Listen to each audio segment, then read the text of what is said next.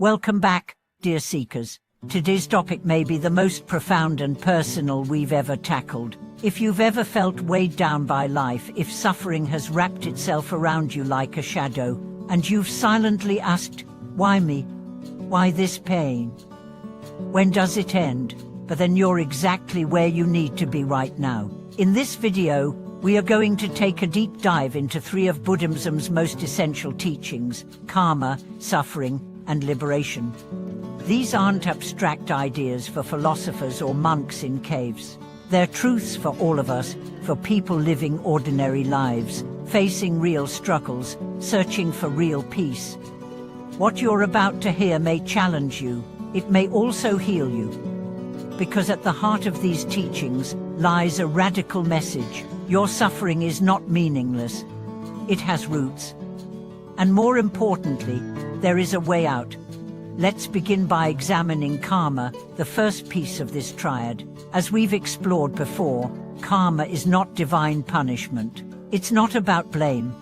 It's about cause and effect. What you do, say, and think sets forces into motion. These forces, these mental, emotional, and energetic patterns build momentum over time, and eventually they manifest as the circumstances of your life. Karma is not about punishment. It's about reflection. It's not random. It's a mirror. Take the story of Dev, a man who experienced repeated heartbreak. Every relationship ended in abandonment. He began to believe he was cursed, but when he started studying Buddhist teachings, he was introduced to the idea that his past actions and beliefs might be creating the emotional terrain he kept walking through. He realized he had deep-seated fears of intimacy, rooted in a childhood where love was withdrawn when he showed vulnerability. That fear became his karma. It shaped how he acted, how he chose partners, how he responded to conflict. Once Dev saw that, he began to take responsibility. He went to therapy. He meditated. He started treating himself with the love he had always chased in others. Eventually, he entered a relationship that was different, not because karma magically disappeared, but because he stopped unconsciously repeating the past. This brings us to the second and often most misunderstood concept: suffering. In Buddhism, suffering is called dukkha, but that word means more than just pain. It refers to a kind of unease, a fundamental dissatisfaction that pervades our existence. Even in moments of pleasure, there's a subtle tension. We fear it will end. Even in moments of success, there's a hunger for more. The Buddha didn't deny suffering. He began his teaching with it. The first noble truth is, life involves suffering, not to depress us but to wake us up, to help us stop fighting what is and start seeing it clearly. There are many forms of suffering: physical, emotional, spiritual. And Buddhism teaches that while pain is inevitable, clinging is optional. We suffer not just because of what happens, but because we cling to expectations, to identities, to desires, to people, to stories. Let's take Maya, a woman whose husband left her after 20 years of marriage. She was devastated, not just by the loss, but by what it represented. Who am I without this relationship? She asked. For months, she clung to the image of her old life. But through meditation and study, she came to see that her suffering wasn't only about his leaving, it was about her clinging to what had already gone. The moment she let go not of love, but of attachment, her healing began. Now we arrive at the heart of the matter: liberation. In Buddhism, this is called Inuavana. It's not a place, it's a state of being. A freedom from the cycle of suffering and rebirth. But here's the most important part. Liberation isn't something far away. It's not just for monks or saints. It's available in every moment, through awareness, through presence, through insight. Liberation begins when you stop running from pain. When you turn and face it. When you ask, what is this teaching me? And you listen deeply. There's the story of Jonas, a man diagnosed with terminal illness. At first, he fell into despair. Then, he turned to Buddhism, not to escape death, but to understand it.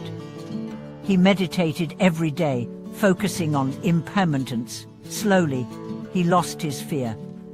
He wrote letters to those he loved. He forgave those who hurt him. He cried often, but with peace, not panic. In the last weeks of his life, he said, "I've never felt so free." That is liberation. Not the absence of pain, but the absence of bondage to it. So how do we walk this path ourselves? How do we move from karma, through suffering, into liberation? It begins with awareness. You must become a student of your own life.